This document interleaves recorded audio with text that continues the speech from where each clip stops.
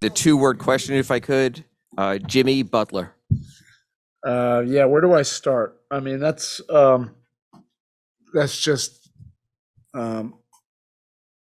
elite two-way basketball, that he exhibited tonight.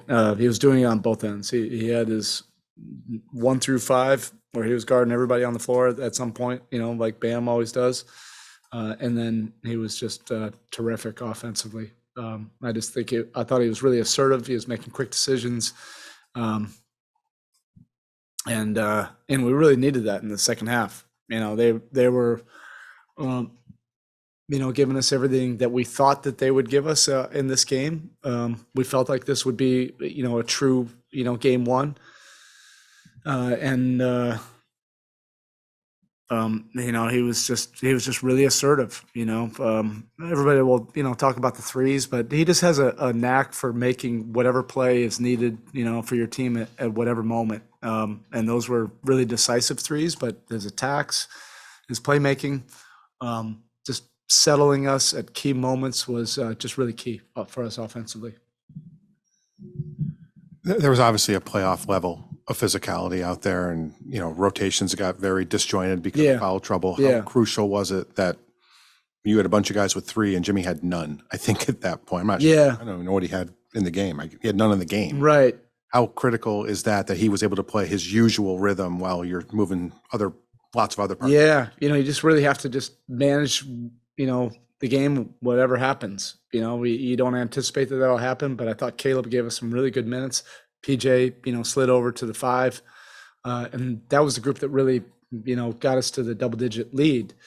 A crazy amount of energy. And then we're playing off of a lot of those misses and, blocks and, defensive stops and just getting out in the open court. And then when we really needed to settle it, everybody knew that the ball was going to Jimmy.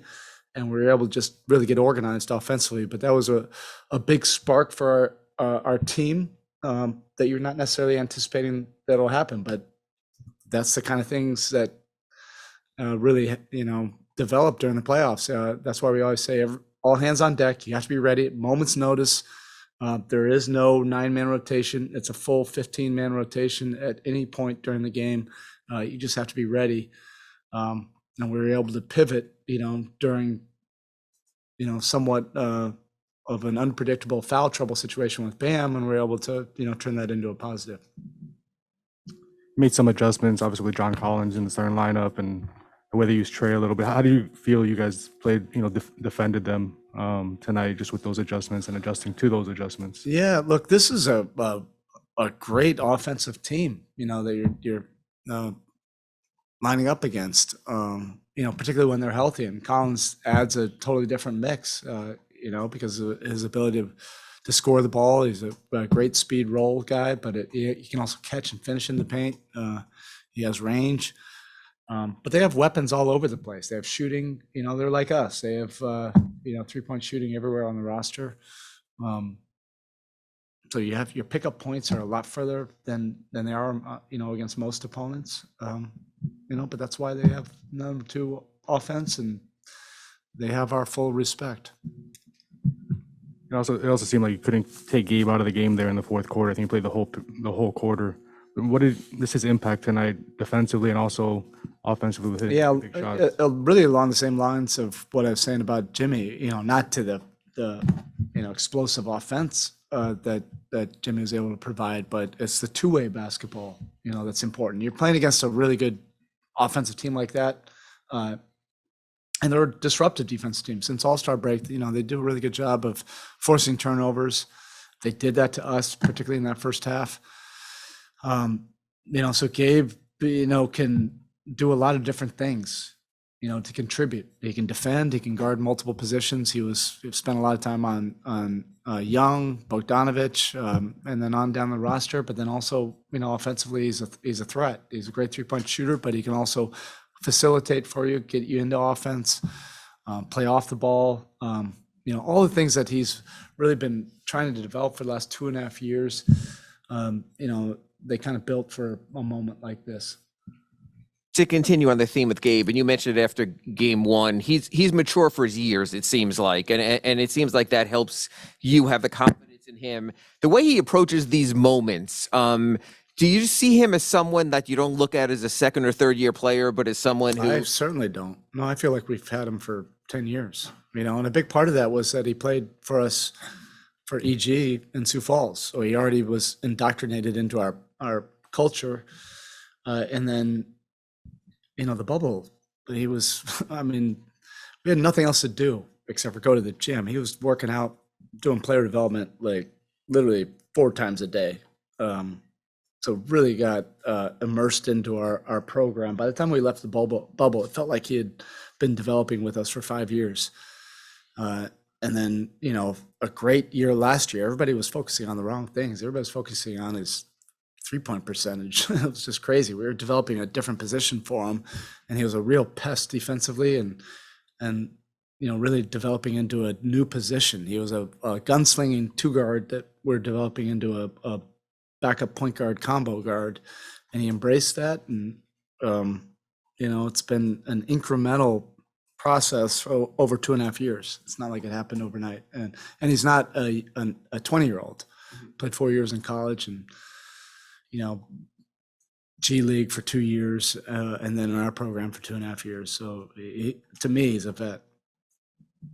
Erik, you obviously have a roster where a lot of guys contribute scoring, but on a night like this where Jimmy's having this night, do you ever say to him, okay, you take over, or do you feel like he's thought that himself? Okay, I'm just gonna take over now. That's kind of unsaid. It's like get the ball to JB. You could just see it with our play calls. It's not like I have to make play calls. The ball is going to him, tonight. But that's also the beauty of our team. It might be Tyler the next game going down the stretch. It might be Kyle making big plays. It might be Bam, really stepping up and making a bunch of plays. That's how our team is built, and that's how we've operated all season long. But Jimmy stepped up in a big way tonight on both ends of the court. Just equally as impressive as his offense, he did some amazing things defensively. You had a player before in Dwyane who could not shoot threes or not shoot threes very well during the regular season, and get to the playoffs, and there he makes a couple big ones. Jimmy obviously didn't shoot that well from 3 this season. Yeah, I know. Is there a way to explain? It is a good comparison, because if you get in those pressure moments and the moments of truth, if you're on the other side, would you ever want to just give Dwyane Wade an open 3? You would not, because he's a killer. He's gonna seize that moment, and Jimmy has a lot of those same qualities. You can say whatever the percentage, throw those all out. When it becomes about winning, they'll find a way to kill you. You can look at a scouting report, look at numbers, but that's when they kill you the most. And the next game, it might be the free throw line. It might be the attacks. It might be playmaking. That's part of his genius. Erik, all the in and out that you had this year with players kind of coming and going, you had a chance to experiment with a lot of different combinations and rotations, maybe that you wouldn't have otherwise. Playing Kyle and Gabe together, which is something that you did in stretches this year, but for long periods of time today, why do you like that combination? Oh, they're both two-way basketball players. They're both tough. You have playmaking from both of them. Kyle has really mentored them. So I think that's expedited all the development that we started with him, and it just it was on steroids once Kyle got here and put his arms around Gabe, and it just alleviates a lot of pressure off of Kyle. They just have a great synergy between the two of them. If you can play Kyle off the ball, he's done that a lot previously in Toronto. You can play him on the ball, but if he needs to play off the ball and Gabe get us into offense, we've worked through that now for several months. And there's sometimes things click, with guys. I can see the comparisons, that people probably will make on the outside. Kyle mentoring a young point guard, Van Fleet and Gabe. And I think those are, probably pretty valid. Spo, not to to diminish the importance of team structure, because we all remember 15 strong, but so often in league history, the team that's the last one standing, it kind of comes down to who your best player is. What type of confidence do you guys have as a group in Jimmy being that guy? Like the best Yeah, player I in think the- everybody's looking for storylines, and everybody's looking for the same conventional box for winning a championship. It can be done in a lot of different ways. Jimmy is he is a max guy, a go-to guy, a killer. Like however you want to describe it, like who cares? He knows how to win. He knows how to help teams win, and the game is played on both sides of the floor. It's played with IQ. It's played with toughness. It's played with, making plays in those winning moments. It's not necessarily what everybody thinks it is, but I don't have, time for a whole diatribe about that. He's just a winner. And he showed that tonight. Talked a lot about Gabe and then also Caleb, two guys who played bigger roles tonight than in game one. What about tonight's game dictated going away from Duncan? Well, Caleb was just, he gave us some great minutes, and we were without Bam, and, we had to pivot. And that lineup really, took us from,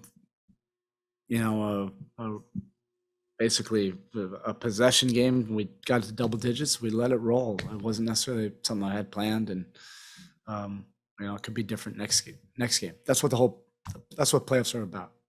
You can't be rigid. And then you were, after game one, you were talking about it can be unfortunate when you have to make a rotation change because of the narrative outside of your room with Duncan. Yeah, I think about that in December, January, February. I'm not thinking about that now. I know that, but since you made that change, you've won every game other than the Magic game where nobody played. Going back to that day, how hard of a day was it for you to have to talk to Duncan about that, and then also to talk to Max about it and how each guy has responded? Yeah, those are, they're also high class problems. You got really talented guys, and we're trying to do something that's really tough to do, and trying to compete for a title. It's the hardest thing you can ever do in team sports. It requires sacrifice. It requires guys committing to a role, and utilizing your entire menu of your roster. Sometimes it's your opportunity, sometimes it's not, and you just got to give in to the team. And Duncan has proven in big moments that he can make a difference. He's so ignitable. And maybe next game, it may not be. We'll see. But he's always going to be steady. He's going to have that perseverance and grit, and he'll be ready. It wasn't the plan tonight. All right. Sorry. We've had to have covered it all. We'll find out, right? Early on, it seemed like the 50-50 balls were breaking more, maybe were killing us. 70-30 or in the first half. 90-10. Just how frustrating is that? Is there anything to combat that? Yeah, should have seen our locker room. You think that whatever that was a month ago, you should have seen like at halftime. All right, thank you.